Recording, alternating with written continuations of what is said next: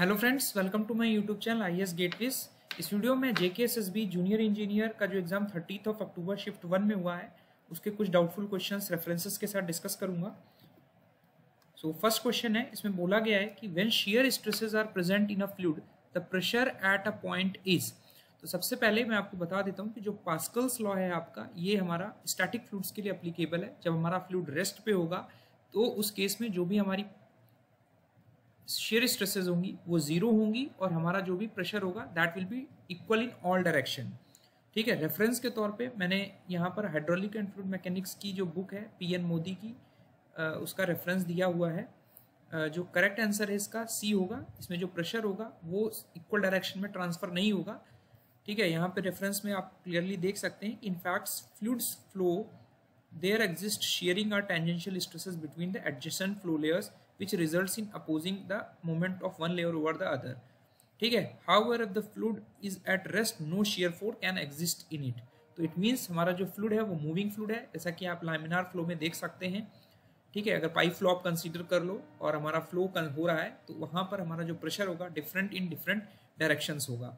ठीक है, साथ ही साथ यहाँ पर जो पास्कल्स लॉ की वैलिडिटी है यहाँ पर लिखा हुआ है कि जो pressure at any point in a fluid at rest has the same magnitude in all directions. केवल जो स्टैटिक फ्लूइड होगा कि वहीं पर ही हमारा प्रेशर सभी डायरेक्शन में इक्वल मैग्नीट्यूड का होगा। ठीक है, और जो प्रेशर होगा that will be transmitted equally in all directions and to every other point on the fluid. तो यहाँ पर हमारा ये रेफरेंस देके आप करेक्ट आंसर जो होगा ऑप्शन C होगा इसका। इसमें आप ऑब्जेक्शन रेज कर देंगे। उसका नेक्स्ट क्वेश्चन है हमारा कि which of the following is the use of altitude walls. तो इस क्वेश्चन में भी बहुत सारे स्टूडेंट्स को डाउट है। ये स्टैंडर्ड बुक से मैंने एल्टीट्यूड वॉल की डेफिनेशन ली है। ठीक है, इस बुक का जो नाम है that is water transmission and distribution, page 109। इसमें लिखा हुआ है कि एल्टीट्यूड वॉल्स का हम यूज करते हैं to control flow to an elevated tank when the tank is not high enough to accept full system pressure. The wall will automatically shut off flow to tank to keep the tank from overflowing. Automatically shut off valve होगी। ठीक है, और जब इस book के अंदर आप जाएंगे तो लिखा हुआ है कि this type of valve is designed to let the reservoir fill at regulated rate and to stop flow when the tank is full. They are also used to control flow. ठीक है, they are used to control the flow to an elevated tank when the tank is not high enough to accept full system pressure.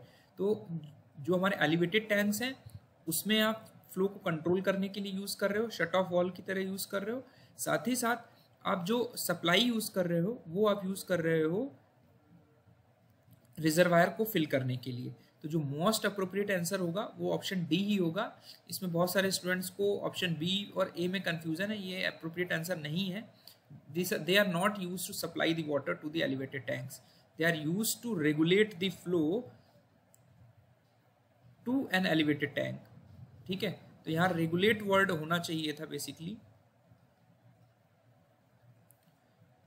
ठीक है, तो most appropriate answer जो होगा D ही होगा इसका।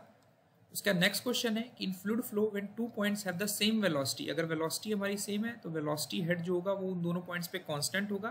तो अगर ये कांस्टेंट को हम C1 मान लें तो line passing through these points will be line of पीजोमेट्रिक head.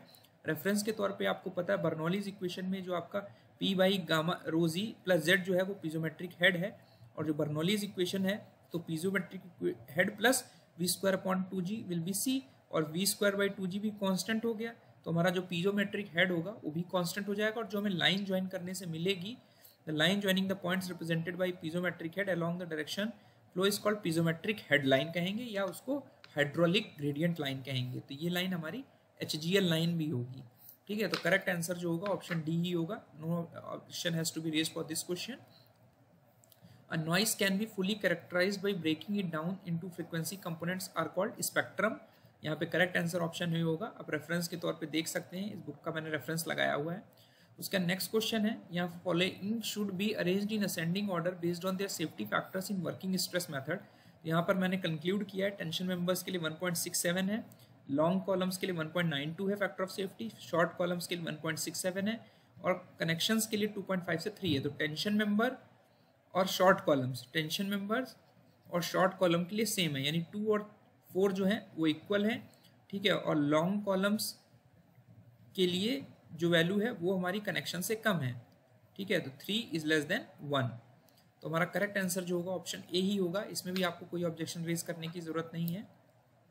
What is the most important unit in modern distribution system? Storage and distribution reservoir correct answer दिया है। रेफरेंस के तौर पे मैंने दिखाया हुआ है कि जो स्टोरेज और डिस्ट्रीब्यूशन रिजर्वायर्स हैं इंपॉर्टेंट यूनिट्स हैं मॉडर्न डिस्ट्रीब्यूशन सिस्टम की।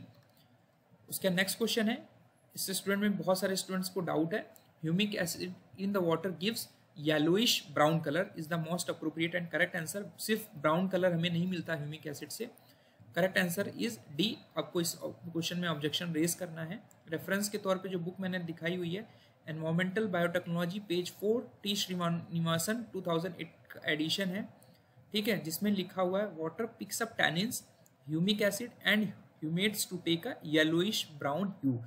ठीक है, अगर इस बुक के अंदर आप जाएंगे तो यहाँ पर क्लियरली लिखा हुआ है कि after contact with organic debris such as leaves, weeds and wood, water picks up tannins, humic acid and humates to take yellowish brown ह्यू।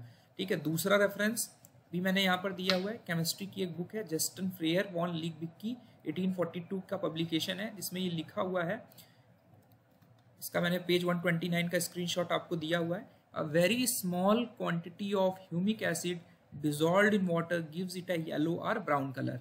तो आप इस पेज 129 का रेफरेंस देकर आप इसमें ऑब्जेक्शन रेज कर सकते हो, बिकॉज सिर्फ ब्राउन कलर आपको नहीं मिलता, येलोइश ब्राउन कलर का एक मिक्स टिंच आपको मिलता है। तो करेक्ट आंसर जो होगा most appropriate answer option D होगा, इसमें आपको ऑब्जेक्शन रेज करना है। उसका नेक्स्ट क्वेश्चन है, which grade of concrete should be used when reinforced concrete is exposed to rain और रिमेन कॉन्टिन्यूअसली अंडर वाटर।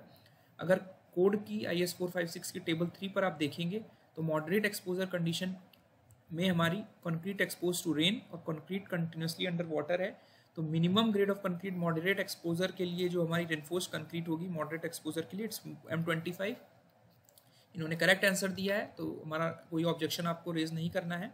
उसका नेक्स्ट क्वेश्चन है हमारा कि the angles of well proportional triangle chain survey में शुड नॉट बी, यहाँ पे should not B पूछ रहा है, तो लेस देन 30 और ग्रेटर देन 30 दोनों ही नहीं होना चाहिए हमारा वेल प्रोपोर्शन ट्राइंगल के लिए। रेफरेंस के तौर पे यहाँ पर मल्टीपल ऑप्शन करेक्ट होने की वजह से आपको इसमें भी ऑब्जेक्शन आपको रेज करना है। ठीक है, surveying volume 1 page 23 SK Duggal की 2013 बुक का एडिशन है, पेज 23 में लिखा हुआ है एंगल लेस देन 30 डिग्री जो कि ऑप्शन सी है, आर मोर देन 120 डिग्री जो ऑप्शन डी है, are not permitted for a well conditioned triangles. इस बुक का कंप्लीट स्क्रीनशॉट मैंने यहाँ पर लगाया हुआ है क्लास 2.1.1 में, जहाँ पर लिखा हुआ है कि चेन ऑफ ट्राइंगल्स में जो एंगल्स बनेंगे लेस देन 30 और मोर देन 120 परमिटेड नहीं है। For well conditioned triangle angle should not be less than 30 degree are more than 120 degree. तो दोनों ऑप्शन हमारे सी और डी अप्रोप्रिएट होंगे। आई होप आपके जो डाउट्स हैं वो क्लियर हो गए होंगे। Thank you and all the best.